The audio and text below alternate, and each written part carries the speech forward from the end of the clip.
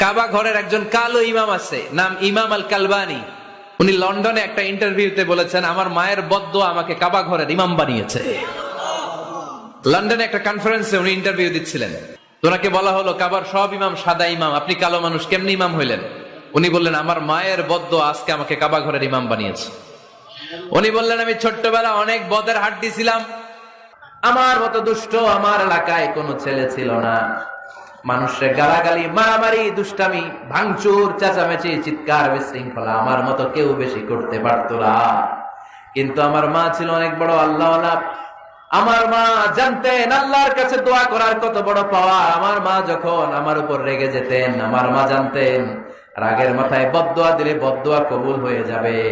এজন্য যখনই আমি বেশি দুষ্টামি শুরু করে দিতাম, আমার মা রেগে আমারে বদদোয়া দিয়ে বলতেন, আল্লাহ তোরে হেদায়েত দেখ, আল্লাহ তোরে কাবা ঘরের ইমাম বানায়া দে।